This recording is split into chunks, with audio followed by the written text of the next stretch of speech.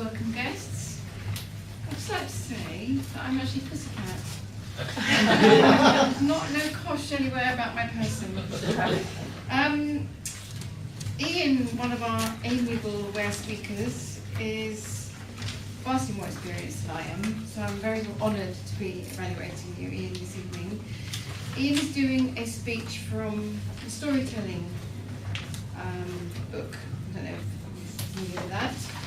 He's doing the first speech, and the objectives of the speech are to tell a folk tale that is entertaining and enjoyable for a specific age group, and to use vivid imagery and voice to enhance the tale.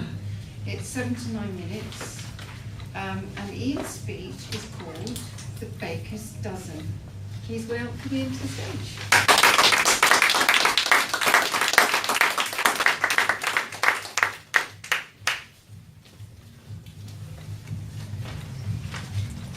Can I say good evening again?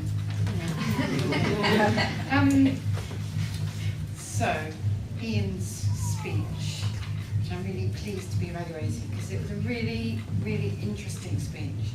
I thought it was very clever the way Ian took an old story that, actually I didn't know the background to the Baker's Dozen, but I'm sure like everybody here, you'd heard of it. So he took an old story, told me something I didn't know, and then gave it this modern twist. I thought that was really clever and a great thing for him to try and do, to take old tales and make them relevant to a new generation. You know, it's like an old fairy tale shouting out to us from the past. I really like the way you did that. Some great language. I love the way you use detailed descriptions, so that you really drew us in, you know, with your, I could visualise the cookies and the wrapping up and the shawl and lots of lovely descriptions again, which really gave it meat and helped us be pulled into it. Really liked the use of dialogue between the old lady and yourself, and the way you moved from side to side so that we knew what you were talking. And I recommend here would be, excuse me, I'm coughing, but perhaps you could have increased the vocal range here. So maybe when you're doing the old lady, you might put on an old lady voice or a silly witchy voice or something, which would have given us a bit of different range. I thought when you started off the speech, suddenly I sort of realised, I'm not quite sure, maybe halfway through or maybe a third of the way through, that the pace had changed. And suddenly you were speaking, I felt like you were really starting to enjoy it. And you slowed down, and for me that was much more comfortable as a listener, to be listening to you speaking with a sort of slightly slower pace. So I recommend that would be perhaps just consciously pace the speech so that you start off in that calm, slow place, rather than perhaps hurrying a little bit at the beginning.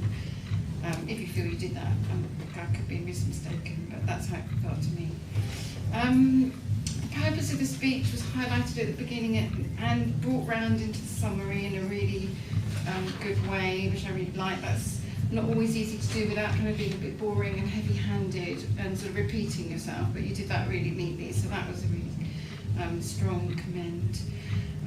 Other points in summary: good eye contact, really good storytelling, which was one of the big purposes.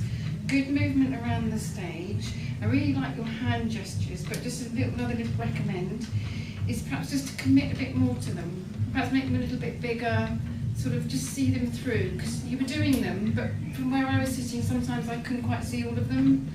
So just, I don't know, maybe just try and use them a bit more, make them a bit bigger, or enlarge them a little bit. But all in all, a really, really great speech, very entertaining, great point to it, and it kind of made a story tale that we could all relate to. Yeah, really good.